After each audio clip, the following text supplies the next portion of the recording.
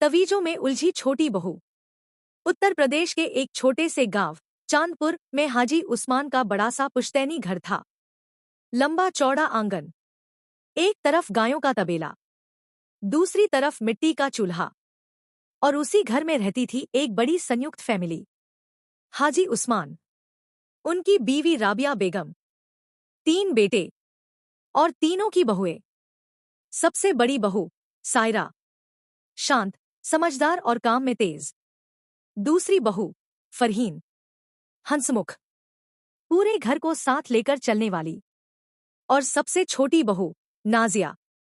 शुरुआत में नाजिया बहुत मासूम बनती थी, धीरे धीरे बोलती, सिर पर बड़ा दुपट्टा रखती, सबके सामने मीठी बातें करती।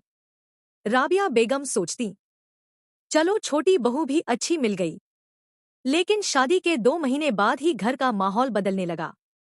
सुबह फज्र के वक्त जब सायरा और फरहीन उठकर रसोई संभाल लेती, नाजिया तब तक कमरे में सो रही होती। सायरा आटा गूंधती, फरहीन बच्चों को तैयार करती और राबिया बेगम दर्द वाले घुटनों के बावजूद बर्तन धोती रहती।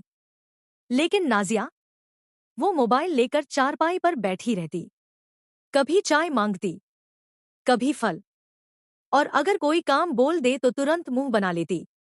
मेरी तबीयत ठीक नहीं, मुझे चक्कर आ रहे हैं।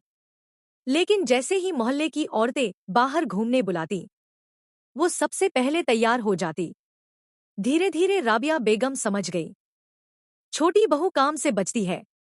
एक दिन उन्होंने प्यार से कहा, नाजिया बेटा, थोड़ा रसोई सीख लो, घर सब मिलकर संभालते हैं। नाजिया तुरंत तुनक कर बोली, मैं यहां सिर्फ काम करने नहीं आई। पूरा आंगन शांत हो गया। सायरा और फरहीन एक दूसरे का चेहरा देखने लगी, क्योंकि दोनों कभी अपनी सास से ऊंची आवाज में बात नहीं करती थी। लेकिन असली परेशानी अभी शुरू हुई थी। नाजिया को तावीज, बाबा और जादूटोने का अजीब चस्का था। हर दूसरे दिन वो किसी नई औरत के साथ कहीं निकल जाती, कभी पुराने कब्रिस्तान के पास रहने वाली बूढ़ी औरत के घर, कभी दूसरे गांव के बाबा के पास, और वापस आते वक्त हाथ में नए तावीज होते। वो कहती, घर में बहुत बुरी नजर है।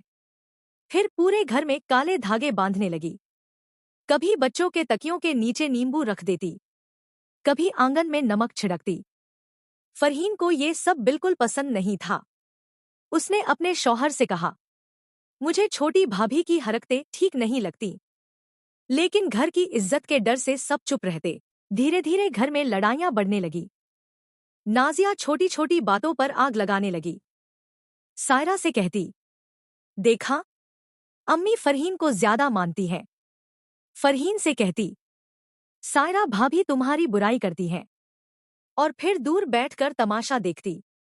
पहले जो घर हंसी से भरा रहता था, अब वहां हर रोज तनाव रहने लगा।